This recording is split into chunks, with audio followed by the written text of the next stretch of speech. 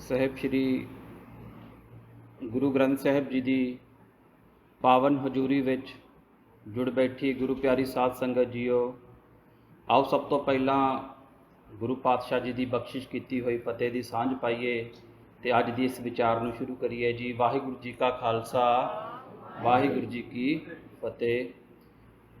ਅਰਦਾਸ ਉੱਪਰ ਚੱਲ ਰਹੀ ਵਿਚਾਰਾਂ ਦੀ ਲੜੀ ਅਨੁਸਾਰ ਅਸੀਂ ਤਕਰੀਬਨ ਅਰਦਾਸ ਦਾ ਜਿਹੜਾ ਅੰਤਿਮ ਪੜਾਅ ਹੈਗਾ ਆ ਉਸ ਤੱਕ ਪਹੁੰਚ ਚੁੱਕੇ ਹਾਂ। ਪਿਛਲੇ ਹਫਤੇ ਚੌਂਕੀਆਂ, ਝੰਡੇ, ਬੁੰਗੇ, ਜੁਗੋ ਜੁਗ ਅਟਲ ਦੀ ਜਾਚਨਾ ਕਰਨ ਤੋਂ ਬਾਅਦ ਜਿਹੜੀ ਅਗਲੀ ਜਾਚਨਾ ਆਉਂਦੀ ਆ ਸਿੱਖ ਅਰਦਾਸ ਦੇ ਵਿੱਚ, ਉਹ ਹੁੰਦੀ ਆ ਜੀ ਸਿੱਖਾਂ ਦਾ ਮਨ ਨੀਵਾਂ, ਮੱਤ ਉੱਚੀ, ਮੱਤ ਦਾ ਰਾਖਾ ਆਪ ਵਾਹਿਗੁਰੂ। ਕਿ ਇਸ ਚੀਜ਼ ਦੀ ਜਾਚਨਾ ਕੀਤੀ ਜਾਂਦੀ ਆ ਕਿ ਸਮੂਹ ਸਿੱਖ ਕੌਮ ਦਾ ਜਾਂ ਜਿਹੜੇ ਗੁਰੂ ਨਾਨਕ ਪਾਤਸ਼ਾਹ ਦੇ ਵਿੱਚ ਆਸਥਾ ਰੱਖਦੇ ਨੇ, ਸਮੂਹ ਸੰਗਤ ਦਾ, ਉਹਨਾਂ ਦੇ ਮਨ ਦੇ ਵਿੱਚ ਜਿਹੜੀ ਆ ਉਹ ਹਮੇਸ਼ਾ ਨਿਮਰਤਾ, ਮਿਠਾਸ ਜਿਹੜੀ ਆ ਬਣੀ ਰਹੇ। ਪਰ ਜਦੋਂ ਮਨ ਦੇ ਸੁਭਾਅ ਨੂੰ ਦੇਖਦਾ ਇਨਸਾਨ, ਆਪਣੇ ਮਨ ਦੇ ਉੱਤੇ ਵਿਚਾਰ ਕਰਦਾ ਆ, ਤੇ ਮਨ ਦਾ ਜਿਹੜਾ ਸੁਭਾਅ ਆ ਬਿਲਕੁਲ ਵਿਪਰੀਤ ਹੁੰਦਾ ਸਾਡੇ ਦਾ। ਜਾਚਨਾ ਤੇ ਅਸੀਂ ਕਰਦੇ ਹਾਂ ਮਨ ਨੀਵੇਂ ਦੀ, ਪਰ ਮਨ ਨੀਵਾਂ ਰਹਿੰਦਾ ਨਹੀਂ ਸਾਡਾ। ਇਹਦੇ ਵਿੱਚ ਬੜੀ ਵਾਰੀ ਜੀਵਨ ਦੇ ਵਿੱਚ ਹੰਕਾਰ ਆਉਂਦਾ, ਵਿਕਾਰ ਆਉਂਦੇ, ਆਪਣੇ ਆਪ ਨੂੰ ਦੂਜਿਆਂ ਦੇ ਨਾਲ ਤੁਲਨਾ ਕਰਕੇ ਇਹ ਕਦੇ ਛੋਟਾ ਸਮਝਦਾ ਤੇ ਕਦੇ ਵੱਡਾ ਸਮਝਦਾ ਹੈਗਾ। ਤੇ ਗੁਰਬਾਣੀ ਦੇ ਵਿੱਚ ਗੁਰੂ ਪਾਤਸ਼ਾਹ ਨੇ ਇਸ ਸੱਚਾਈ ਦਾ ਜਿਹੜਾ ਬਿਆਨ ਵੀ ਕੀਤਾ ਹੈਗਾ ਆ ਕਿ ਸਾਡੇ ਮਨ ਦਾ ਸੁਭਾਅ ਕੀ ਆ। ਗੁਰੂ ਪਾਤਸ਼ਾਹ ਜੀ ਤਾਕੀਦ ਕਰਦੇ ਨੇ ਕਿ ਆਪਸ ਕੋ ਧੀਰਜ ਕਰ ਜਾਣੇ ਔਰਨ ਕੋ ਲਗ ਮਾਤ। ਕਿ ਮਨੁੱਖ ਦੇ ਵਿੱਚ ਇਹ ਪ੍ਰਵਿਰਤੀ ਹੁੰਦੀ ਆ ਕਿ ਆਪਣੇ ਆਪ ਨੂੰ ਦੀਰਘ ਹੁੰਦਾ ਵੱਡਾ। ਜਿਵੇਂ ਗੁਰਬਾਣੀ 'ਚ ਗੁਰੂ ਪਾਤਸ਼ਾਹ ਦਾ ਹੁਕਮ ਆ, ਹਉਮੈ ਧੀਰਘ ਰੋਗ ਹੈ। ਕਿ ਦੀਰਘ ਜਿਹੜਾ ਆ ਬਹੁਤ ਵੱਡਾ ਜਿਹੜਾ ਸਾਡੇ ਅੰਦਰ ਰੋਗ ਲੱਗਾ ਹੋਇਆ। ਤੇ ਮਨੁੱਖ ਦਾ ਸੁਭਾਅ ਕੀ ਆ ਜੀ, ਆਪਸ ਕੋ ਧੀਰਘ ਕਰ ਜਾਣੇ ਔਰਨ ਕੋ ਲਗ ਮਾਤ। ਕਿ ਮਨੁੱਖ ਆਪਣੇ ਆਪ ਨੂੰ ਤੇ ਵੱਡਾ ਸਮਝਦਾ, ਤੇ ਜਦੋਂ ਆਪਣੇ ਨਾਲ ਦੂਜਿਆਂ ਦੀ ਤੁਲਨਾ ਕਰਦਾ ਆ ਤੇ ਉਹਨਾਂ ਨੂੰ ਬਿਲਕੁਲ ਛੋਟਾ ਸਮਝਦਾ ਹੈਗਾ ਆ। ਮਨਸਾ ਬਾਚਾ ਕਰਮਨਾ ਮੈਂ ਦੇਖੇ ਦੋਜਕ ਜਾ। ਕਿ ਉਹ ਆਪਣੇ ਮਨ ਕਰਕੇ, ਬਚਨਾ ਕਰਕੇ, ਕਰਮਾਂ ਕਰਕੇ ਜਿਹੜਾ ਇਸ ਪ੍ਰਵਿਰਤੀ ਦੇ ਵਿੱਚ ਰਹਿੰਦਾ ਹੈਗਾ ਆ, ਮਰਨ ਤੋਂ ਬਾਅਦ ਤੇ ਨਰਕ ਦਾ ਪਤਾ ਨਹੀਂ, ਪਰ ਜਿਉਂਦੇ ਜੀ ਗੁਰੂ ਪਾਤਸ਼ਾਹ ਭਗਤ ਕਬੀਰ ਸਾਹਿਬ ਜੀ ਦਾ ਇਹ ਬਚਨ ਆ ਕਿ ਉਹ ਜਿਉਂਦੇ ਜੀ ਜਿਹੜਾ ਹੈਗਾ ਨਰਕ ਦੇ ਵਿੱਚ ਰਹਿ ਰਿਹਾ ਹੁੰਦਾ। ਤੇ ਪ੍ਰਵਿਰਤੀ ਸਾਡੇ ਮਨ ਦੀ ਇੱਕ ਅਹਿਮ ਜੀ ਹੈਗੀ ਆ। ਤੋ ਪਰ ਅਰਦਾਸ ਦੇ ਵਿੱਚ ਇਸ ਲਈ ਇਸ ਨੂੰ ਨੀਵਾਂ ਕਰਨ ਦੀ ਜਾਚਨਾ ਕੀਤੀ ਜਾਂਦੀ ਆ। ਤੇ ਇਸ ਤੇ ਅੱਗੇ ਹੀ ਗੁਰੂ ਪਾਤਸ਼ਾਹ ਦਾ ਇੱਕ ਹੁਕਮ ਆਉਂਦਾ ਆ ਜੀ, ਜਿਸ ਬਾਰੇ ਗੁਰਬਾਣੀ 'ਚ ਇਹ ਖੁੱਲ੍ਹ ਕੇ ਦੱਸਿਆ ਗਿਆ ਕਿ ਇਨਸਾਨ ਦੇ ਅੰਦਰ ਜਦੋਂ ਕੋਈ ਗੁਣ ਹੁੰਦਾ ਨਾ, ਉਸ ਗੁਣ ਕਰਕੇ ਵੀ ਆਪਣੇ ਆਪ ਨੂੰ ਉਹ ਵੱਡਾ ਸਮਝਦਾ। ਕੋਈ ਅਹੁਦਾ ਹੋਏ, ਕੋਈ ਗੁਣ ਹੋਏ, ਕੋਈ ਸਟੇਟਸ ਹੋਏ ਉਹਦੇ ਕੋਲ, ਕੋਈ ਪਰਮਾਤਮਾ ਨੇ ਉਸ ਨੂੰ ਜਿਹੜੀ ਆ ਵੱਖਰੀ ਕੋਈ ਉਸ ਦੇ ਅੰਦਰ ਕਲਾ ਦਾ ਜਿਹੜਾ ਆ ਉਹ ਪਾਇਆ ਹੋਏ, ਉਹਨਾਂ ਕਰਕੇ ਵੀ ਇਨਸਾਨ ਜਿਹੜਾ ਆ ਉਹ ਹਉਮੈ ਵਸ, ਉਸ ਦਾ ਮਨ ਜਿਹੜਾ ਹੰਕਾਰ ਆ ਜਾਂਦਾ ਹੈਗਾ ਆ। ਤੇ ਭਗਤ ਰਵਿਦਾਸ ਜੀ ਦਾ ਇਸ ਬਾਰੇ ਬਚਨ ਆ, ਹਮ ਵੱਡ ਕਬ ਕੁਲੀਨ, ਹਮ ਪੰਡਤ ਹਮ ਜੋਗੀ, ਸੰਨਿਆਸੀ ਗਿਆਨੀ ਗੁਣੀ ਸੂਰ ਹਮ ਦਾਤੇ, ਇਹ ਬੁੱਧ ਕਬੇ ਨਾ ਨਾਸੀ। ਕਿ ਇਨਸਾਨ ਦੇ ਅੰਦਰ ਕਈ ਵਾਰੀ ਕੋਈ ਕਵੀ ਹੋਏ, ਪਰਮਾਤਮਾ ਨੇ ਉਸ ਨੂੰ ਕਲਮ ਦੀ ਜਿਹੜੀ ਆ ਬਖਸ਼ਿਸ਼ ਕੀਤੀ ਹੋਏ, ਤੇ ਉਸ ਦੇ ਅੰਦਰ ਕਾਵ ਰਚਦਿਆਂ ਵੀ ਜਿਹੜੀ ਹਉਮੈ ਦੀ ਸਿਰਜਣਾ ਆ ਉਹ ਹੋ ਜਾਂਦੀ। ਉਸ ਦੇ ਵਿੱਚ ਹਉਮੈ ਦਾ ਵਾਸਾ ਜਿਹੜਾ ਸਹਿਜ ਸੁਭਾਅ ਹੋ ਜਾਂਦਾ ਹੈ। ਇਨਸਾਨ ਦੇ ਵਿੱਚ ਗੁਣ ਆ, ਪਰਮਾਤਮਾ ਦੀ ਬਖਸ਼ਿਸ਼ ਆ, ਪਰ ਬਖਸ਼ਿਸ਼ ਦੇ ਨਾਲ ਉਸਨੇ ਪਰਮਾਤਮਾ ਨੂੰ ਤੇ ਵਿਸਾਰਤਾ, ਆਪਣੇ ਗੁਣ ਕਰਕੇ ਆਪਣੇ ਅੰਦਰ, ਆਪਣੇ ਮਨ ਦੇ ਵਿੱਚ ਇਹ ਅਹੰਕਾਰ ਦੀ ਜਿਹੜੀ ਪ੍ਰਵਿਰਤੀ ਆ ਉਹ ਲਿਆਇਆ। ਕੁਲੀਨ ਹੁੰਦਾ ਕਿ ਉੱਚ ਵਰਗ ਦਾ, ਕਿ ਮੈਂ ਬੜੀ ਉੱਚ ਵਰਗ ਦੇ ਵਿੱਚ ਪੈਦਾ ਹੋਇਆ ਆ, ਇਸ ਕਰਕੇ ਵੀ ਇਨਸਾਨ ਜਿਹੜਾ ਆ ਉਹ ਹੰਕਾਰੀ ਹੋ ਜਾਂਦਾ ਆ। ਇਕੱਲਾ ਕਿਸੇ ਗੁਣ ਕਰਕੇ ਨਹੀਂ ਹੁੰਦਾ। ਤੇ ਇਨਸਾਨ ਕਿਸੇ ਵੇਲੇ ਉਹਦੇ ਕੋਲ ਵਿਦਵਤਾ ਹੋਏ, ਆਪਣੇ ਆਪ ਨੂੰ ਪੰਡਤ ਅਖਵਾਉਂਦਾ ਹੋਏ ਕਿ ਜਿੰਨੀ ਮੈਂ ਪੜ੍ਹਾਈ ਕੀਤੀ ਆ, ਪੜ੍ਹਾਈ ਕਰਨੀ ਮਾੜੀ ਨਹੀਂ, ਪਰ ਪੜ੍ਹਾਈ ਕਰਨ ਕਰਕੇ ਹੰਕਾਰ ਹੋ ਜਾਣਾ ਗੁਰਮਤ ਵਿੱਚ ਇਸ ਲਈ ਕੋਈ ਥਾਂ ਨਹੀਂ ਹੈਗੀ।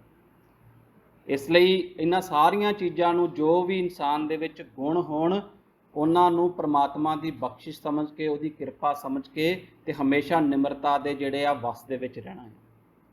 ਕਿ ਉੱਚੀ ਵਰਗ ਦਾ ਵੀ ਇਨਸਾਨ ਨੂੰ, ਕੁਲੀਨ ਵਰਗ ਦਾ ਵੀ ਹੰਕਾਰ ਹੋ ਜਾਂਦਾ ਆ। ਤੇ ਧਰਮ ਦੇ ਜਿਹੜੇ ਲੋਕ ਨੇ, ਜਿਹੜੇ ਆਪਣੇ ਆਪ ਨੂੰ ਧਰਮੀ ਖਵਾਉਂਦੇ ਨੇ, ਕਿ ਇਕੱਲਾ ਸੰਸਾਰੀ ਮਨੁੱਖ ਨਹੀਂ ਇਸ ਦੇ ਵੱਸ 'ਚ ਆਉਂਦਾ, ਕਿ ਧਰਮ ਦੇ ਰਸਤੇ 'ਤੇ ਚੱਲਦਿਆਂ ਹੋਇਆਂ ਵੀ ਇਨਸਾਨ ਕਿਸੇ ਵੇਲੇ ਹਉਮੈ ਦੀ ਜਕੜ ਵਿੱਚ ਆ ਜਾਂਦਾ, ਕਿਸੇ ਵੇਲੇ ਆਪਣੇ ਮਨ ਨੂੰ ਬਹੁਤ ਉੱਚਾ ਸਮਝਦਾ, ਜਦੋਂ ਕਿ ਗੁਰਮਤਿ ਵਿੱਚ ਇਸ ਨੂੰ ਨੀਵਾਂ ਰੱਖਣ ਦੀ ਜਿਹੜੀ ਤਾਕੀਦ ਆ ਉਹ ਕੀਤੀ ਜਾਂਦੀ ਹੈ।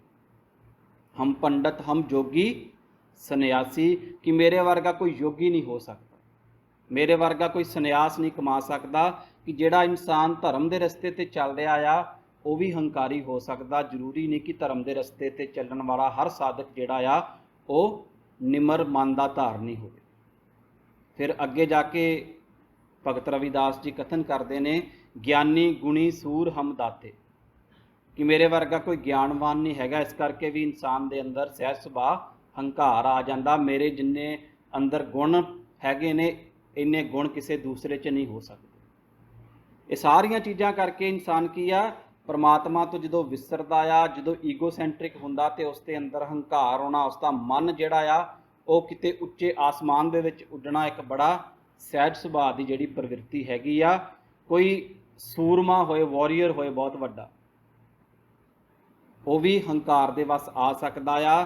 ਤੇ ਮਾਫ਼ ਕਰਨਾ, ਦਾਤੇ ਵਾਲੀ ਜਿਹੜੀ ਗੱਲ ਆ ਨਾ, ਇਹ ਸਾਡੇ ਸਿੱਖਾਂ ਦੇ ਵਿੱਚ ਅਸੀਂ ਜੇ ਦੇਖੀਏ ਕਿ ਅਸੀਂ ਛੋਟੀ ਛੋਟੀ ਵੀ ਦਾਤ ਦੇਣ ਕਰਕੇ ਨਾ ਆਪਣਾ ਨਾਮ ਕਿਸੇ ਵੇਲੇ ਚਮਕਾਉਣਾ ਚਾਹੁੰਦੇ ਹਾਂ। ਜੇ ਅਸੀਂ ਵਾਹਿਗੁਰੂ ਦੀਆਂ ਦਿੱਤੀਆਂ ਦਾਤਾਂ ਨੂੰ ਨੋਟ ਕਰੀਏ ਕਿ ਕਿਤੇ ਸਤਿਗੁਰ ਨੇ ਆਪਣਾ ਨਾਮ ਲਿਖ ਕੇ ਭੇਜਿਆ ਕਿਸੇ ਆਪਣੀ ਦਾਤ ਦੇ ਉੱਤੇ, ਜੋ ਕੁਝ ਵੀ ਅੱਜ ਤੱਕ ਸਾਡੇ ਕੋਲ ਹੈਗਾ ਆ ਇਹ ਵਾਹਿਗੁਰੂ ਦੀ ਬਖਸ਼ਿਸ਼ ਆ। ਤੇ ਵਾਹਿਗੁਰੂ ਦਿੰਦਾ ਕਦੇ ਥੱਕਦਾ ਨਹੀਂ, ਪਰ ਅਸੀਂ ਲੈਂਦੇ ਥੱਕ ਜਾਂਦੇ ਹਾਂ।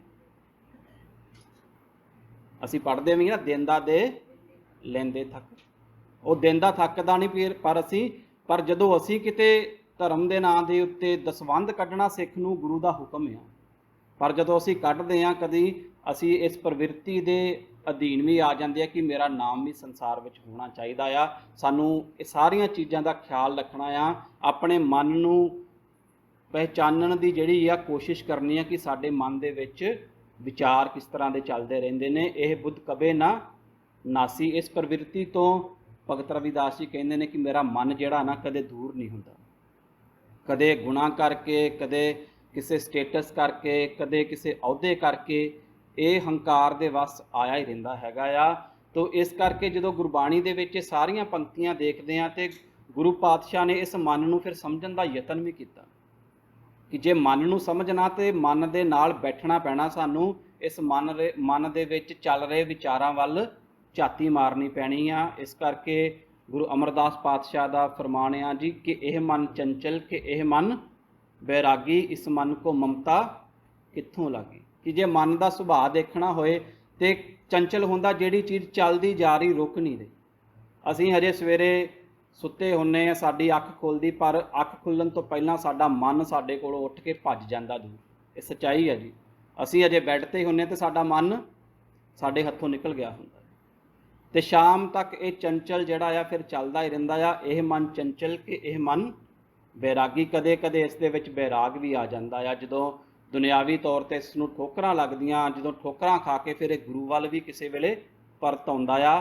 ਪਰ ਇਹਦੇ ਸੁਭਾਅ ਨੂੰ ਸਮਝਣਾ ਬਹੁਤ ਜ਼ਰੂਰੀ ਆ। ਇਸ ਮਨ ਕੋ ਮਮਤਾ ਕਿੱਥੋਂ ਲੱਗੀ, ਕਿ ਇਹ ਇਸ ਸੰਸਾਰ ਦੇ ਨਾਲ ਅਟੈਚ ਕਿਸ ਤਰ੍ਹਾਂ ਹੋ ਜਾਂਦਾ।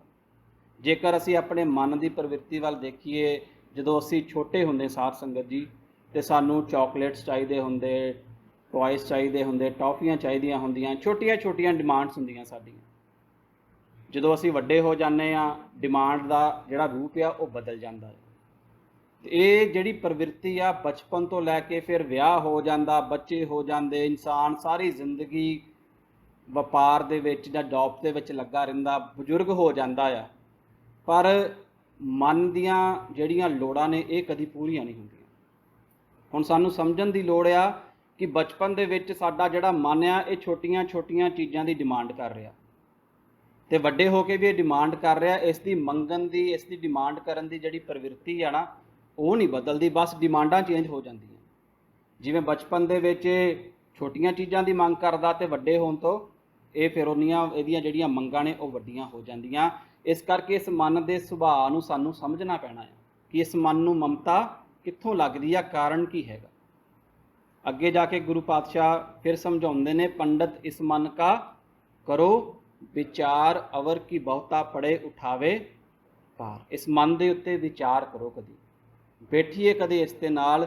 ਇਨਸਾਨ ਆਪਣੇ ਦੋਸਤਾਂ ਮਿੱਤਰਾਂ ਦੇ ਨਾਲ ਬੈਠਦਾ, ਪਰਿਵਾਰ ਦੇ ਨਾਲ ਬੈਠਦਾ। ਅੱਜ ਕੱਲ੍ਹ ਵਰਚੁਅਲ ਜਿਹੜੀ ਹੈਗੀ ਸਾਡੀ ਸੰਗਤ ਉਹ ਬੜੀ ਵੱਧ ਚੁੱਕੀ ਹੈਗੀ, ਪਰ ਜਿਹੜੀ ਚੀਜ਼ ਸਾਡੇ ਵਿੱਚ ਆ, ਸਾਡੇ ਅੰਦਰ ਆ, ਕਦੀ ਉਸ ਦੇ ਨਾਲ ਵੀ ਬੈਠ ਕੇ ਵਿਚਾਰ ਕਰਨੀ ਗੁਰਮੁੱਤ ਇਸ ਦੀ ਜਿਹੜੀ ਆ ਸੇਧ ਦਿੰਦੀ ਹੈਗੀ ਆ। ਪੰਡਤ ਇਸ ਮਨ ਕਾ ਕਰੋ ਵਿਚਾਰ, ਅਵਰ ਕੀ ਬਹੁਤਾ ਪੜੇ ਉਠਾਵੇ ਭਾਰ। ਕਿ ਦੂਜਿਆਂ ਬਾਰੇ ਬਹੁਤ ਸੋਚਦਾ ਹੈ ਕਿ ਕੋਈ ਮੇਰੇ ਬਾਰੇ ਕੀ ਸੋਚ ਰਿਹਾ ਜਾਂ ਮੈਂ ਕਿਸੇ ਬਾਰੇ ਕੀ ਸੋਚ ਰਿਹਾ। ਇਹ ਸਾਰੀ ਜ਼ਿੰਦਗੀ ਇਸ ਚੱਕਰਵਿਊਹ ਦੇ ਵਿੱਚ ਜਿਹੜਾ ਆ ਫਸਿਆ ਰਹਿੰਦਾ ਆ, ਤੇ ਇਸ ਨੂੰ ਵਿਚਾਰ ਕਰਕੇ ਇਸ ਜਿਹੜਾ ਆ ਇਹ ਬਣਾਇਆ ਹੋਇਆ ਕੜ ਆ ਉਸ ਦੇ ਵਿੱਚੋਂ ਸਾਨੂੰ ਕੱਢਣਾ ਪੈਣਾ। ਤੇ ਸਾਰੀਆਂ ਵਿਚਾਰਾਂ ਕਰਨ ਤੋਂ ਬਾਅਦ ਗੁਰਬਾਣੀ ਦੇ ਵਿੱਚ ਬਹੁਤ ਸਾਰੇ ਇਸ ਤਰ੍ਹਾਂ ਦੇ ਸ਼ਬਦ ਆਏ ਨੇ ਜਿਹੜੇ ਮਨ ਬਾਰੇ ਲਿਖੇ ਗਏ ਨੇ ਕਿ ਇਹ ਮਨ ਦਾ ਮੌਲਿਕ ਸੁਭਾਅ ਕੀ ਹੈਗਾ। ਗੁਰਬਾਣੀ ਵਿੱਚ ਇਹ ਵੀ ਆਇਆ, ਮਨ ਤੂੰ ਜੋਤ ਸਰੂਪ ਹੈ ਆਪਣਾ ਮੂਲ ਪਛਾਣ। ਕਿ ਸਭ ਤੋਂ ਪਹਿਲਾਂ ਤੂੰ ਜੋਤ ਸਰੂਪ ਆ, ਤੇਰੇ ਅੰਦਰ ਉਹ ਤਾਕਤ ਹੈਗੀ ਆ ਕਿ ਤੂੰ ਪਰਮਾਤਮਾ ਨਾਲ ਮਿਲ ਕੇ ਵਾਹਿਗੁਰੂ ਦਾ ਰੂਪ ਹੋ ਸਕਦਾ। ਇੱਕ ਵਾਰੀ ਮਸਕੀਨ ਜੀ ਨੇ ਆਪਣੇ ਜੀਵਨ ਦੇ ਵਿੱਚ ਇੱਕ ਕਥਾ ਕਰ ਰਹੇ ਸੀ ਤੇ ਉਹਨਾਂ ਨੇ ਇੱਕ ਬਿਰਤਾਂਤ ਨੂੰ ਸਾਂਝਾ ਕੀਤਾ। ਕਹਿੰਦੇ ਇੱਕ ਵਾਰੀ ਨਾ ਕਿਸੇ ਸੰਗਤ ਮੈਂਬਰ ਦਾ ਮੈਨੂੰ ਫੋਨ ਆਇਆ ਤੇ ਉਹ ਫੋਨ ਕਰਕੇ ਪੁੱਛਦਾ, ਮਸਕੀਨ ਜੀ ਤੁਸੀਂ ਭਵਿੱਖ ਬਾਰੇ ਕੁਝ ਦੱਸ ਸਕਦੇ? ਜਿਵੇਂ ਜੋਤਿਸ਼ੀ ਹੁੰਦੇ ਨੇ, ਜੋਤਿਸ਼ ਵਿਦਿਆ ਦੇ ਵਿੱਚ ਜਿਹੜੇ ਵਿਸ਼ਵਾਸ ਰੱਖਦੇ ਨੇ।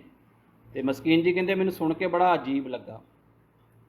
ਕਹਿੰਦੇ ਮੈਂ ਕਿਹਾ ਹਾਂਜੀ ਦੱਸ ਸਕਦਾ। ਕਹਿੰਦਾ ਮੈਂ ਆਪਣੇ ਜੀਵਨ ਬਾਰੇ ਪੁੱਛਣਾ, ਕੁਝ ਦੱਸੋ ਇਹਦੇ ਬਾਰੇ। ਕਹਿੰਦੇ ਮੈਂ ਉਹਨੂੰ ਜਵਾਬ ਦਿੱਤਾ ਕਿ ਤੇਰੇ ਅੰਦਰ ਪਰਮਾਤਮਾ ਦਾ ਰੂਪ ਹੋਣ ਦੀ ਤਾਕਤ ਹੈਗੀ ਆ, ਤੂੰ ਜੇ ਚਾਹੇ ਤੇ ਪਰਮਾਤਮਾ ਦਾ ਰੂਪ ਵੀ ਬਣ ਸਕਦਾ ਹੈ। ਹਰ ਜਨ ਐਸਾ ਚਾਹੀਏ ਜੈਸਾ ਹਰ ਹੀ ਹੋਏ।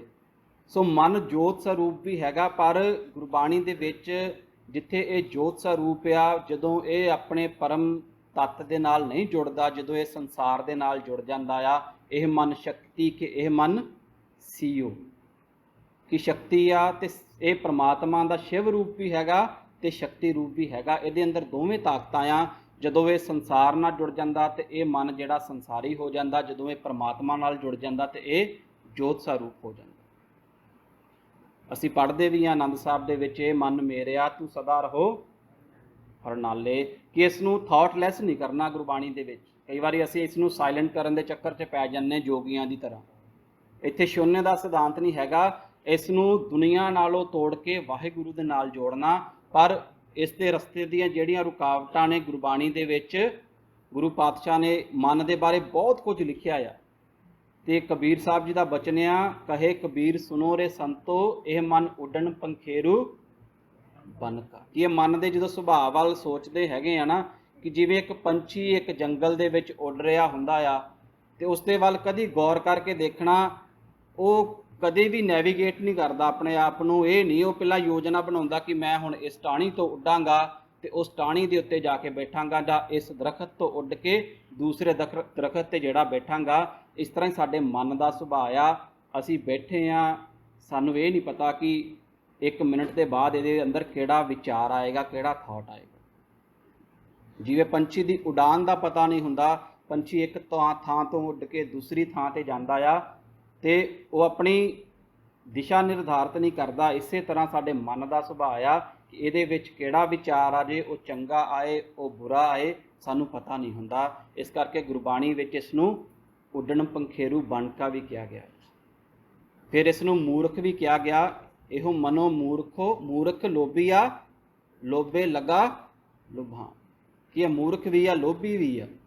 ਇਹ ਸਾਰੀ ਜ਼ਿੰਦਗੀ ਜਿਹੜਾ ਹੈਗਾ ਲੋਭ ਦੀ ਗ੍ਰਸਤ ਦੇ ਵਿੱਚ ਜਿਹੜਾ ਆ ਉਹ ਆਇਆ ਰਹਿੰਦਾ। ਜਿਵੇਂ ਹੁਣੇ ਵਿਚਾਰ ਕਰਕੇ ਹਟੇ, ਬਚਪਨ ਦੇ ਵਿੱਚ ਇਹਦੀਆਂ ਮੰਗਾਂ ਕੁਛ ਹੁੰਦੀਆਂ ਤੇ ਜਿਉਂ-ਜਿਉਂ ਉਮਰ ਵੱਧਦੀ ਜਾਂਦੀ ਆ ਮੰਗਾਂ ਬਦਲਦੀਆਂ ਜਾਂਦੀਆਂ, ਪਰ ਮਨ ਦਾ ਸੁਭਾਅ ਨਹੀਂ ਬਦਲਦਾ।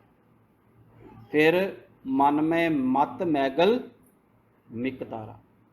ਕਿ ਇਸ ਮਨ ਦੇ ਵਿੱਚ ਜਦੋਂ ਇਹ ਨਸ਼ੇ ਦੇ ਵਿੱਚ ਜਾਂ ਕਿਸੇ ਵਿਕਾਰ ਦੇ ਅੰਦਰ ਆ ਕੇ ਚੂਰ ਹੋ ਜਾਂਦਾ, ਫਿਰ ਇਸ ਦੇ ਅੰਦਰ ਜਿਵੇਂ ਇੱਕ ਕਾਮੀ ਹਾਥੀ ਦੀ ਪ੍ਰਵਿਰਤੀ ਹੁੰਦੀ, ਉਹ ਉਸ ਵਰਗਾ ਵੀ ਇਹ ਬਣ ਜਾਂਦਾ ਹੈਗਾ। ਹੁਣ ਗੁਰਬਾਣੀ ਦੇ ਵਿੱਚ ਮਨ ਨੂੰ ਜਿੰਨਾ ਖੋਲ੍ਹਿਆ ਗਿਆ, ਮਨ ਬਾਰੇ ਜੋ ਦੱਸਿਆ ਗਿਆ ਉਹ ਸੱਚਾਈ ਆ, ਉਸ ਤੋਂ ਅਸੀਂ ਮੁਨਕਰ ਨਹੀਂ ਹੋ ਸਕਦੇ। कि मन के अंदर विकार भी आ, मन के अंदर चोर भी बैठे हुए ने, मन पंखी की तरह भी हैगा, मन लोभी भी हैगा आ। इस करके गुरबाणी दे विच गुरु पातशाह ने इसनूं बड़े प्यार नाल भी समझाया गया। सब तो पहला गुरु पातशाह जिहड़ा गुरबाणी च असीं देखते हैं ना, जदों पढ़ते हैं, इहदा अध्ययन करते हैं, किसी समस्या का ਲੱਭਦੇ ਨੇ कि ये समस्या है क्यों, फिर इसके पिछे कारण की ने, फिर उस समस्या का हल की हैगा, तो उस समस्या के हल विचों निकल के इंसान ने परम तत्त तक किस तरह पहुँचना हैगा। इस करके अगे गुरु पातशाह जिन्नियां गुरबाणी दे विच इस मन नूं समझाउंदियां वख-वख विधियां जिहड़ियां ने वो भी दसदे ने। मन गुरमिल काज सवारे, हे मेरे मना, जिन्ना चिर तक तू संसार नाल जुड़िया रहेगा, तेरा वो कारज जिस लई तू इस जगत ते आया वो कदे पूरा नहीं होना। इसलिए तू गुरु नूं मिल के एक कारज सवार, ये भी समझाउण दी एक विधि आ। ते इन्हां पंक्तियां वाल साध संगत जिहड़ा ध्यान नाल वेखीए, इहदे विच बड़े प्यार दे नाल मन नूं समझाया जा रहा है। कई बारी असीं कहंदे ने कोई चीज़ विगड़ी होए, कोई इंसान समझ ना रहा होए, उस नाल धक्का नहीं करना चाहिए, उन्होंने प्यार नाल समझाउणा चाहिए। इसे तरह सानू पहचानण की लोड़ आ कि साडे अंदर जिहड़ी है ताकत वरत रही साडे मन की, इसनूं असीं जोर दे नाल जबरदस्ती नहीं समझा सकते, इसनूं प्यार नाल समझाउणा आ। ते गुरबाणी च इस विधि की गुरु पातशाह ने वरतों की आ, मन रे सच मिले भौ जाए। बड़े प्यार दे नाल कि जिन्ना चिर तक तू सच नूं ना मिलेगा, तेरे अंदर जिहड़े डर बैठे ने ये कदे भी खत्म नहीं होने। निरभौ जपे सगल भौ मिटे, जिन्ना चिर तक असी निरभौ परमात्मा नूं कहने आ, पर जिन्ना चिर तक असी जपदे नहीं, मन करके मनन नहीं करते, ये अंदरों जिहड़े डर आ कदे खत्म नहीं होने। मन रे शब्द तरो चित लाए, ये वख-वख विधियां दे नाल कि पिछे भावना एक ही आ कि किसी ना किसी तरीके नाल ये जिहड़ा मन है ना, ये गुरु दे नाल जुड़ जाए। असी रोज़ पढ़ते भी हाँ, मन जीते जग जीत, कि जिहड़ा मन नूं जित लैंदा वो जगत नूं जित लैंदा। जगत नूं जितना हजे साध संगत जी थोड़ा भावें सौखा होए, मन नूं जितण लई सारी उम्र जिहड़ी हैगी आ इंसान नूं एक लड़ाई लड़नी पैंदी। जे असीं मन दे सुभाव वाला जदों विचारां कर रहे हैं कि कदी असीं बैठ के चौंकड़ा मार के ये करन दी कोशिश कीती कि मन 'च चंगे विचार आ रहे ने ते इन्हां नूं दूर करिए चौंकड़ा मार के। असीं माड़े विचारां दे उत्ते माड़े सहज सुभाਅ साडे अंदर आ जांदे ने, ते चंगे लियाउण दे लई सानूं मेहनत करनी पैंदी है। मन दी प्रवृत्ति है, इहदे अंदर जिहड़ी कूड़ दी कंध आ, जिहड़े विकार ने, ये सहज सुभाਅ साडे अंदर प्रगट हो जांदे ने, ते जिस जिस चीज़ दे नाल इहदा संपर्क बनदा जांदा आ, ये उस चीज़ दे नाल जुड़दा जांदा। खास करके जिहड़ी चीज़ साडे मन नूं प्यारी लगे, इंसान उस दे नाल बहुत जुड़ जांदा है। ये भी मन दा एक सुभाਅ हैगा। ते इसलिए गुरु पातशाह समझाउंदे ने, शब्द तरो चित लाए, इस भव सागर नूं, इस दुनियावी जिहड़े जंजाल ने, इन्हां नूं जदों तरना आ, ये गुरु दे शब्द दे नाल तैनूं जिहड़ी अपनी आस्था आ वो जोड़नी पैनी हैगी। फिर मन रे क्यों छूटे बिन प्यार, तू वाहिगुरु दे प्यार तो बिना जिन प्रेम कियो तिन ही प्रभ पायो, कि इलाही प्यार दे विच तैनूं एक दिन डुबना पैना, एक दिन उस वाहिगुरु दे प्रेम दे विच उस नाल एक रस होना पैना। तो जिन्ना चिर तक ये सारियां चीज़ां तेरे मन विच नहीं होणगियां, तो वाहिगुरु दे राह ते नहीं चल सकदा। ते ये सिर्फ कुछ उदाहरणां ने, जदों बाणी पढ़ांगे तो लखां उदाहरणां इस तरह दीयां होर मिल जाणगियां। मन परदेसी वे प्यारे आओ करे, कि अपने घर च वापस आ, तू सारा दिन जिहड़ा आ बाहर भटकदा रहना, कदे अपने घर दे अंदर आके भी टिक के बैठ, कदे मेरे नाल भी बैठ। इस तरह के बहुत सारे जिहड़े बचन ने वो गुरु पातशाह बाणी च सानूं समझाउंदे ने। ते जदों अरदास दे विच इस दी जाचना कीती जांदी आ, सिखां दा मन नीवा मत उच्ची, मन नीवें दे जिहड़े गुण ने उस दे अंदर निमरता, मिठास, हलीमी ते निर्मलता दा आउणा सहज सुभाਅ हुंदा। कि मन नीवें दीयां निशानियां हुंदियां ने।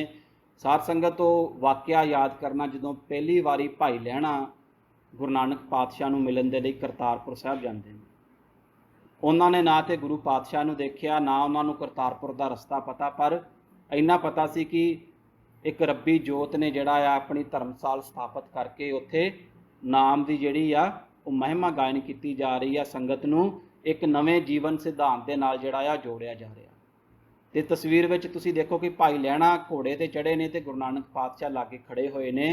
ਮੁਸਾਫਿਰ ਜਿਹੜਾ ਆਪਣੀ ਮੰਜ਼ਿਲ ਕੋਲ ਆ ਕੇ ਜਿਹੜਾ ਆ ਮੰਜ਼ਿਲ ਦਾ ਰਾਹ ਪੁੱਛ ਰਿਹਾ ਕਿ ਭਾਈ ਲਹਿਣੇ ਨੂੰ ਇਹ ਨਹੀਂ ਪਤਾ ਕਿ ਗੁਰੂ ਨਾਨਕ ਪਾਤਸ਼ਾਹ ਕੌਣ ਨੇ ਤੇ ਕਰਤਾਰਪੁਰ ਸਾਹਿਬ ਕਿੱਥੇ ਆ, ਤੇ ਉਹ ਆ ਕੇ ਉਹਨਾਂ ਨੂੰ ਰਸਤਾ ਪੁੱਛਦੇ ਨੇ ਤੇ ਗੁਰੂ ਪਾਤਸ਼ਾਹ ਕਹਿੰਦੇ ਮੈਂ ਵੀ ਉੱਧਰ ਜਾ ਰਿਹਾ, ਤੁਸੀਂ ਮੇਰੇ ਨਾਲ ਆ ਜਾਓ। ਤੇ ਜਦੋਂ ਜਾ ਕੇ ਸਾਰਾ ਉੱਥੇ ਖੜਦੇ ਨੇ ਤੇ ਵੇਖਦੇ ਨੇ, ਪਤਾ ਚੱਲਦਾ ਜਿਸ ਸਮੇਂ ਕਿ ਜਿਹੜੇ ਮੈਨੂੰ ਲੈ ਕੇ ਆਏ ਨੇ, ਜਿਨ੍ਹਾਂ ਨੇ ਮੈਨੂੰ ਇਹ ਰਾਹ ਦੱਸਿਆ ਆ ਤੇ ਜਾਂ ਜਿਨ੍ਹਾਂ ਨੇ ਮੈਨੂੰ ਜੀਵਨ ਦਾ ਆਉਣ ਵਾਲਾ ਰਾਹ ਦੱਸਣਾ ਆ, ਉਹ ਤੇ ਆਪ ਗੁਰੂ ਨਾਨਕ ਪਾਤਸ਼ਾਹ ਨੇ। ਤੇ ਭਾਈ ਲਹਿਣਾ ਦੇ ਮਨ ਦੇ ਵਿੱਚ ਜਿਹੜਾ ਇਹ ਪਹਿਲੀ ਮਿਲਣੀ ਦਾ ਅਸਰ ਆ ਨਾ, ਉਹ ਇੰਨਾ ਤਿੱਖਾ ਹੁੰਦਾ ਕਿ ਉਹ ਗੁਰੂ ਪਾਤਸ਼ਾਹ ਦੀ ਨਿਮਰਤਾ ਤੋਂ ਕਾਇਲ ਹੋ ਜਾਂਦੇ ਤੇ ਲਹਿਣੇ ਤੋਂ ਫਿਰ ਅੰਗਦ ਤੱਕ ਦਾ ਜਿਹੜਾ ਸਫ਼ਰ ਆ ਉਹ ਉਹਨਾਂ ਦਾ ਪੂਰਾ ਹੁੰਦਾ ਹੈ। ਤੇ ਇਸ ਤੋਂ ਅੱਗੇ ਇੱਕ ਮਨ ਨੀਵੇਂ ਦੀ ਸਾਖੀ ਆਉਂਦੀ ਆ ਗੁਰ ਇਤਿਹਾਸ ਦੇ ਵਿੱਚ ਕਿ ਜਦੋਂ ਗੁਰੂ ਨਾਨਕ ਪਾਤਸ਼ਾਹ ਦੇ ਸਪੁੱਤਰਾਂ ਨੇ, ਇਹ ਉਹਨਾਂ ਦੀ ਲਾਈਫ ਦਾ ਇੱਕ ਪੜਾਅ ਆ ਸਾਧ ਸੰਗਤ, ਬਾਬਾ ਸ਼੍ਰੀ ਚੰਦ ਤੇ ਬਾਬਾ ਲਖਮੀ ਦਾਸ ਜੀ ਦਾ, ਕਿ ਸ਼ੁਰੂ ਦੇ ਵਿੱਚ ਉਹ ਆਪਣੇ ਪਿਤਾ ਦੇ ਸਿਧਾਂਤ ਨੂੰ ਸਮਝ ਨਹੀਂ ਪਾਉਂਦੇ।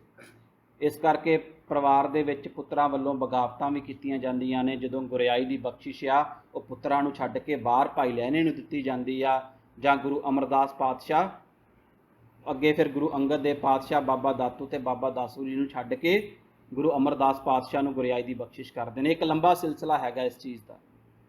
ਤੇ ਉਹਨਾਂ ਦੇ ਮਨ ਦੇ ਵਿੱਚ ਗੁਰੂਆਂ ਪ੍ਰਤੀ ਜਿਹੜਾ ਹੈਗਾ ਇੱਕ ਕੰਧ ਖੜੀ ਹੋ ਜਾਂਦੀ ਆ।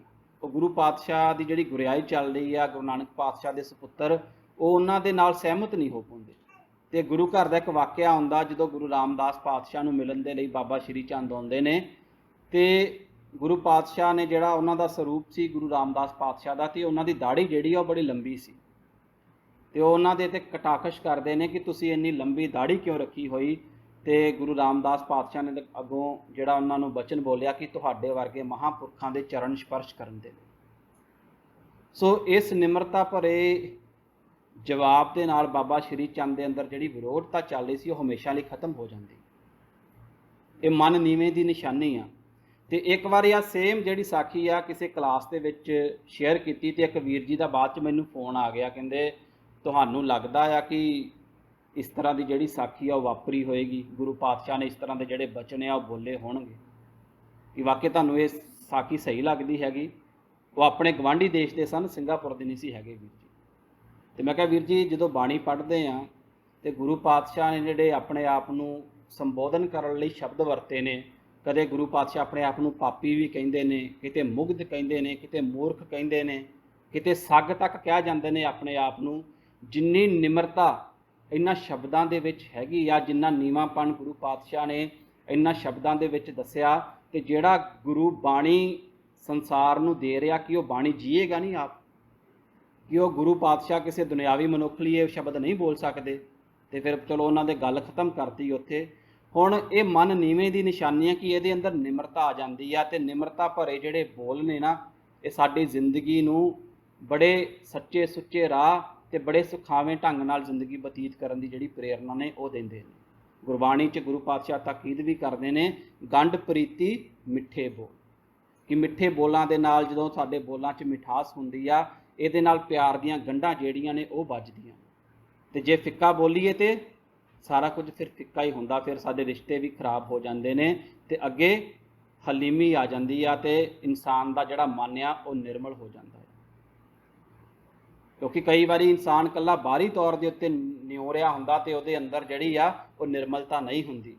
ਅਪਰਾਧੀ ਦੂਣਾ ਨਿਵੇਂ ਜੋ ਹੰਤਾ ਮਿਰਗਾਹੇ ਸੀਸ ਨਿਵਾਏ ਕਿਆ ਥੀਏ ਜਾਂ ਹਿਰਦੇ ਕੋ ਸੁੱਧਾ ਜਾਏ, ਕਿ ਅਪਰਾਧੀ ਜਿਹੜਾ ਹੁੰਦਾ ਆ, ਕੋਈ ਜੁਰਮ ਕਰਨ ਵਾਲਾ, ਕਿਸੇ ਵੇਲੇ ਉਹ ਆਪਣੇ ਜੁਰਮ ਨੂੰ ਛੁਪਾਉਣ ਦੇ ਲਈ ਬੜਾ ਨੀਵਾਂ ਹੋ ਕੇ ਮਿਲ ਰਿਹਾ ਹੁੰਦਾ, ਪਰ ਜਿੰਨਾ ਚਿਰ ਤੱਕ ਸਾਡਾ ਹਿਰਦੇ ਸੁੱਧਾ ਜਾਂ ਸ਼ੁੱਧ ਨਹੀਂ ਹੈਗਾ ਉਨਾ ਚਿਰ ਤੱਕ ਅਸੀਂ ਵਾਹਿਗੁਰੂ ਦੇ ਦਰ ਤੇ ਪ੍ਰਵਾਨ ਨਹੀਂ ਹੋਣਾ। ਇਸ ਕਰਕੇ ਜਦੋਂ ਮਨ ਨੀਵਾਂ ਦੀ ਜਾਚਨਾ ਕੀਤੀ ਜਾਂਦੀ ਆ, ਇਨਸਾਨ ਦੇ ਅੰਦਰ ਨਿਮਰਤਾ, ਮਿਠਾਸ, ਨਿਰਮਲਤਾ, ਹਲੀਮੀ, ਇਹ ਸਾਰਿਆਂ ਦਾ ਵਾਸਾ ਹੋਣਾ ਚਾਹੀਦਾ। ਕੇਵਲ ਬਾਹਰੀ ਤੌਰ ਦੇ ਉੱਤੇ ਅਸੀਂ ਮਨ ਨੀਵਾਂ ਇਹ ਨਹੀਂ ਵਿਖਾਉਣਾ ਤੇ ਨਾ ਹੀ ਇਹ ਗੁਰੂ ਨੂੰ ਕਬੂਲ ਹੋਣਾ ਹੈ। ਅੱਗੇ ਫਿਰ ਮਤ ਉੱਚੀ, ਕਿ ਜਿਹੜਾ ਸਾਡਾ ਮਤ ਆ, ਸੋਚਣ ਦਾ ਨਜ਼ਰੀਆ ਆ, ਜਿਹੜੇ ਸਾਡੇ ਵਿਚਾਰ ਚੱਲਦੇ ਨੇ, ਇਹ ਹਮੇਸ਼ਾ ਉੱਚੇ ਹੋਣੇ ਚਾਹੀਦੇ ਨੇ। ਮਨ ਵਿੱਚ ਜੋ ਵੀ ਆ ਰਿਹਾ ਆ ਉਸ ਨੂੰ ਇੱਕ ਫਿਲਟਰ ਦੇ ਰਾਹੀਂ ਪੁੰਨਣਾ ਹੈਗਾ ਆ, ਉਹ ਮਤ ਆ ਸਾਡੀ। ਤੇ ਮਤ ਦੇ ਲਈ ਗੁਰੂ ਪਾਤਸ਼ਾਹ ਨੇ ਗੁਰਬਾਣੀ ਵਿੱਚ ਮਤ, ਕੁਮਤ, ਸੁਮਤ ਕੁਮੱਤ ਉਹ ਹੁੰਦੀ ਆ ਜਦੋਂ ਇਨਸਾਨ ਦੇ ਅੰਦਰ ਹਮੇਸ਼ਾ ਬੁਰੇ ਵਿਚਾਰ ਹੀ ਚੱਲਦੇ ਰਹਿਣ, ਜਿਹਨੂੰ ਅਸੀਂ ਅੱਜ ਮਾਡਰਨ ਲੈਂਗੁਏਜ ਦੇ ਵਿੱਚ ਨੈਗੇਟਿਵ ਥਾਟਸ ਕਹਿ ਲੈਂਦੇ ਹਾਂ।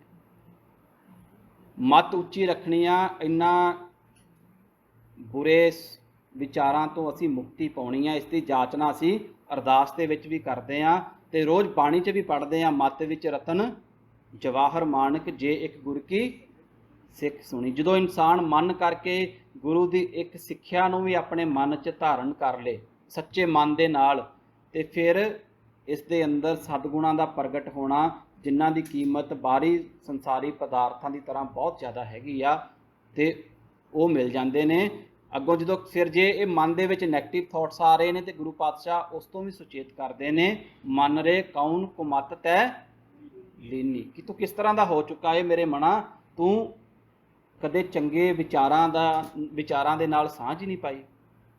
ਇਸ ਕਰਕੇ ਇਹਨਾਂ ਚੀਜ਼ਾਂ ਤੋਂ ਵੀ ਸੁਚੇਤ ਰਹਿਣਾ ਆ। ਤੇ ਸੁਮੱਤ ਕੀ ਆ? ਸੁਮੱਤ ਦੀ ਜਾਚਨਾ ਵੀ ਬਾਣੀ 'ਚ ਕੀਤੀ ਜਾਂਦੀ ਆ। ਸੁਮੱਤ ਦੇਵੋ ਸੰਤ ਪਿਆਰੇ।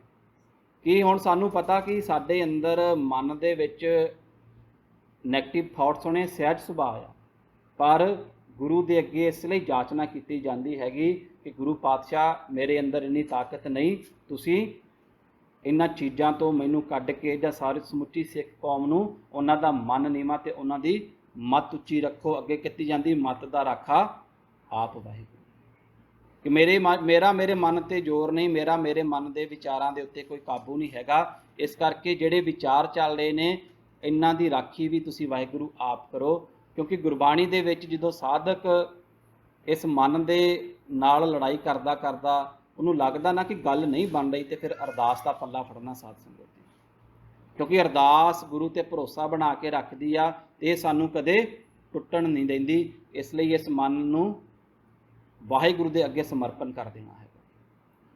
ਤੇ ਹੁਣ ਇਸ ਸਮੁੱਚੇ ਵਿਚਾਰ ਦੇ ਵਿੱਚੋਂ ਜੋ ਗੱਲ ਸਾਡੇ ਸਮਝ ਆਉਂਦੀ ਆ ਕਿ ਮੱਤ ਜਦੋਂ ਸਾਡੀ ਮਨ ਦੇ ਨਾਲ ਜੁੜ ਜਾਂਦੀ ਆ ਤੇ ਇਸ ਨੂੰ ਗੁਰਬਾਣੀ ਦੇ ਵਿੱਚ ਮਨਮੱਤ ਦਾ ਰਸਤਾ ਕਿਹਾ ਗਿਆ, ਤੇ ਜਿਹੜਾ ਇਸ ਰਸਤੇ ਤੇ ਚੱਲਦਾ ਉਸ ਨੂੰ ਮਨਮੁਖ ਕਿਹਾ ਜਾਂਦਾ। ਕਿ ਉਹ ਇਨਸਾਨ ਜਿਹੜਾ ਸਾਰੀ ਜ਼ਿੰਦਗੀ ਆਪਣੇ ਮਨ ਦੇ ਪ੍ਰਭਾਵ ਹੇਠ ਰਹਿੰਦਾ, ਬਚਪਨ ਦੇ ਵਿੱਚ ਕੁਝ ਮੰਗਦਾ ਤੇ ਬਜ਼ੁਰਗ ਹੋਣ ਤੱਕ ਇਸ ਦੀਆਂ ਮੰਗਾਂ ਜਿਹੜੀਆਂ ਬਦਲ ਜਾਂਦੀਆਂ ਨੇ। ਤੇ ਮਨਮੱਤ ਦਾ ਜਿਹੜਾ ਰਸਤਾ ਆ ਤੇ ਮਨਮੁਖ ਦਾ ਜਿਹੜਾ ਜੀਵਨ ਆ, ਗੁਰਬਾਣੀ ਦੇ ਵਿੱਚ ਗੁਰੂ ਪਾਤਸ਼ਾਹ ਨੇ ਉਸ ਨੂੰ ਬਿਲਕੁਲ ਸਵੀਕਾਰ ਨਹੀਂ ਕੀਤਾ। ਤੇ ਨਾਲ ਹੀ ਆ ਮੱਤ ਜਦੋਂ ਗੁਰੂ ਦੇ ਨਾਲ ਜੁੜ ਜਾਂਦੀ ਆ, ਸ਼ਬਦ ਦੇ ਨਾਲ ਜੁੜ ਜਾਂਦੀ ਆ, ਤੇ ਉਸ ਰਸਤੇ ਨੂੰ ਗੁਰਮਤਿ ਕਿਹਾ ਜਾਂਦਾ। ਤੇ ਜਿਹੜਾ ਵੀ ਗੁਰਸਿੱਖ ਭੈਣ ਵੀਰ ਇਸ 'ਤੇ ਚੱਲਦਾ ਉਸ ਨੂੰ ਗੁਰਮੁਖ ਕਿਹਾ ਜਾਂਦਾ। ਤੇ ਇਹ ਦੋਨਾਂ ਰਸਤਿਆਂ ਦੇ ਬਾਰੇ ਗੁਰਬਾਣੀ ਦੇ ਵਿੱਚ ਬੜਾ ਖੋਲ੍ਹ ਕੇ ਗੁਰੂ ਪਾਤਸ਼ਾਹ ਨੇ ਜਿਹੜੀ ਆ ਉਹ ਗੱਲ ਰੱਖੀ ਹੈਗੀ ਆ। ਹੁਣ ਸਾਡੇ ਮਨ ਨੂੰ ਸਭ ਪਤਾ ਆ, ਕਬੀਰ ਮਨ ਜਾਣੇ ਸਭ ਹੀ ਬਾਤ ਜਾਣਤ ਹੀ ਔਗਣ ਕਰੇ। ਇਹ ਮਨ ਨੂੰ ਪਤਾ ਆ ਚੰਗਾ ਕੀ ਹੈਗਾ ਮਾੜਾ ਕੀ ਹੈਗਾ, ਇਸ ਨੂੰ ਅਸੀਂ ਸਮਝਾਉਣ ਦੀ ਲੋੜ ਨਹੀਂ, ਇਹਨੂੰ ਸਭ ਪਤਾ ਆ, ਪਰ ਅਸੀਂ ਜਿਉਣਾ ਕਿਸ ਤਰ੍ਹਾਂ ਆ ਉਹ ਸਾਡੇ ਹੱਥ 'ਚ ਵੀ ਹੈਗਾ। ਤੇ ਫਿਰ ਜਦੋਂ ਕੁਝ ਮਾੜਾ ਕਰਮ ਕਰਦੇ ਹਾਂ, ਕੁਝ ਮਾੜਾ ਮਿਲੇ, ਤੇ ਗੁਰੂ ਪਾਤਸ਼ਾਹ ਵੀ ਕਹਿੰਦੇ ਨੇ ਦੱਦੇ ਦੋਸ਼ ਨਾ ਦਊਂ ਕਿਸੇ ਦੋਸ਼ ਕਰਮਾ ਆਪਣਿਆ, ਜੋ ਮੈਂ ਕੀਆ ਸੋ ਮੈਂ ਪਾਇਆ, ਦੋਸ਼ ਨਾ ਤੀਜੇ ਅਵਰ ਜਨਾ। ਫਿਰ ਕਿਸੇ ਦੂਜੇ ਨੂੰ ਦੋਸ਼ ਨਾ ਦੇ, ਜਿਸ ਤਰ੍ਹਾਂ ਦੇ ਤੇਰੇ ਕਰਮ ਸੀ, ਜਿਸ ਤਰ੍ਹਾਂ ਦਾ ਤੂੰ ਬੀਜਿਆ ਉਸ ਤਰ੍ਹਾਂ ਦਾ ਵੱਢ ਵੀ ਲਿਆ। ਇਸ ਕਰਕੇ ਸਾਧ ਸੰਗਤ ਜੀ ਅਰਦਾਸ ਦੇ ਵਿੱਚ ਜਿਹੜਾ ਮਨ ਨੀਵਾਂ ਮੱਤ ਉੱਚੀ ਮੱਤ ਦਾ ਰਾਖਾ ਆਪ ਵਾਹਿਗੁਰੂ ਆ, ਜਦੋਂ ਇਸ ਦੀ ਜਾਚਨਾ ਕੀਤੀ ਜਾਂਦੀ ਆ ਤੇ ਇਹ ਜਾਚਨਾ ਦੇ ਪਿੱਛੇ ਸਾਡੇ ਜੀਵਨ ਦੇ ਰਹੱਸ ਨੂੰ ਜਿਉਣਾ ਕਿਸ ਤਰ੍ਹਾਂ ਆ ਉਸ ਨੂੰ ਖੋਲ੍ਹਿਆ ਜਾਂਦਾ ਆ, ਉਸ ਦੀ ਮੰਗ ਜਿਹੜੀ ਆ ਉਹ ਕੀਤੀ ਜਾਂਦੀ। ਤੇ ਅਸੀਂ ਜਿਹੜੀ ਮੰਗ ਕਰਦੇ ਆ ਉਸ ਨੂੰ ਜਿਉਣਾ ਵੀ ਨਹੀਂ। ਇਹ ਨਹੀਂ ਕਿ ਸਿਰਫ ਅਰਦਾਸ ਕੀਤੀ ਘਰੇ ਚਲੇ ਗਏ, ਗੁਰੂ ਘਰ ਆ ਕੇ ਤੇ ਬੜੇ ਗੁਰੂ ਨਾਲ ਜੁੜੇ, ਜਦੋਂ ਗੁਰੂ ਘਰ ਚੋਂ ਬਾਹਰ ਨਿਕਲੇ ਫਿਰ ਉਸੇ ਰਸਤੇ ਤੇ ਆ ਗਏ। ਇਸ ਤਰ੍ਹਾਂ ਦੇ ਜੀਵਨ ਤੋਂ ਵੀ ਅਸੀਂ ਮੁਕਤੀ ਪਾਉਣੀ ਆ। ਵਿਚਾਰਾਂ ਕਰਦੇ ਆ ਹੋਈਆਂ ਬੇਅੰਤ ਭੁੱਲਾਂ ਲਈ ਗੁਰੂ ਪਾਤਸ਼ਾਹ ਸਾਧ ਸੰਗਤ ਬਖਸ਼ਣਯੋਗ ਆ ਜੀ, ਬਖਸ਼ ਲੈਣਾ। ਬੁਲਾਓ ਫਤਿਹ, ਦਿਓ ਖਿਮਾ ਜੀ। ਵਾਹਿਗੁਰੂ ਜੀ ਕਾ ਖਾਲਸਾ, ਵਾਹਿਗੁਰੂ ਜੀ ਕੀ